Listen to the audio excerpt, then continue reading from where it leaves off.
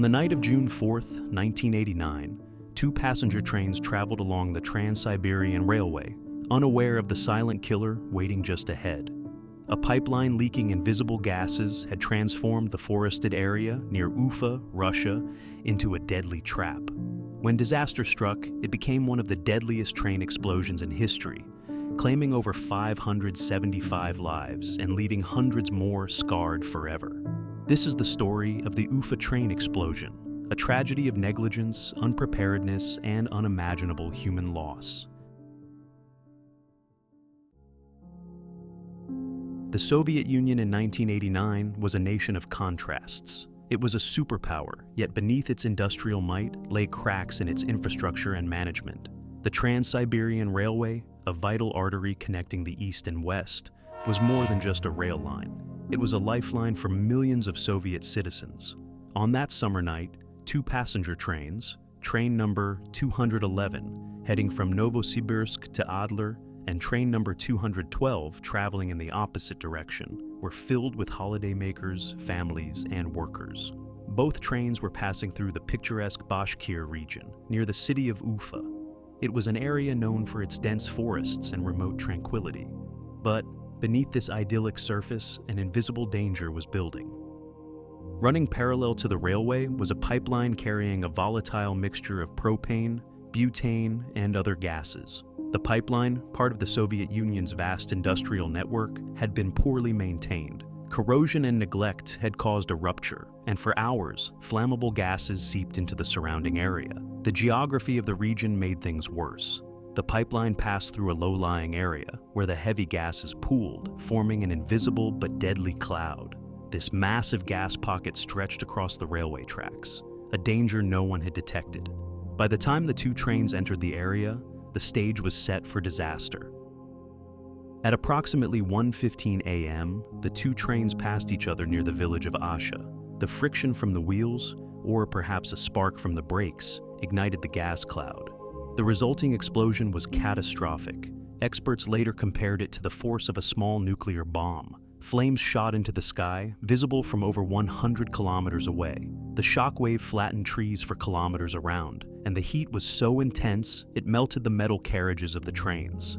Passengers on board had no chance. Entire families were consumed by the inferno. Survivors described a hellish scene, people trapped in burning carriages, others running desperately through flames, and many overcome by the toxic gases before they could escape. In the immediate aftermath, the scene was one of unimaginable devastation. Of the roughly 1,300 people on the two trains, over 575 were killed instantly. Hundreds more suffered severe burns, many succumbing to their injuries in the days that followed. Rescue efforts were chaotic. Emergency responders, many of them local volunteers, struggled to navigate the wreckage and the still burning fires. Helicopters were brought in to evacuate survivors, while nearby hospitals were overwhelmed with the injured. The explosion also left a massive environmental scar. The forest was incinerated, and the ground was scorched for kilometers around. It was a landscape of utter destruction.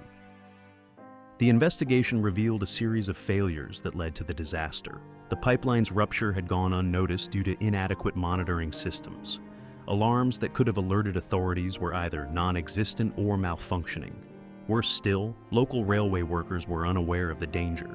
If they had been informed, the trains might have been halted before reaching the gas cloud. The Soviet government, under intense scrutiny, launched an inquiry. Several officials were blamed for negligence, but systemic issues, like aging infrastructure and a lack of safety protocols, were harder to address. Among the victims were entire families, their lives cut short in an instant. Survivors spoke of miraculous escapes, jumping from the train just moments before the explosion, or being shielded by wreckage that saved their lives. One survivor recalled, "I heard a loud roar, and then everything went dark. When I opened my eyes, the train was gone, replaced by fire everywhere." The disaster left countless families grieving, with entire communities mourning those lost. The Ufa train explosion was a turning point for the Soviet Union. It highlighted the urgent need for better safety measures and stricter oversight of industrial infrastructure. Memorials now stand in the area, honoring the victims and reminding future generations of the cost of negligence.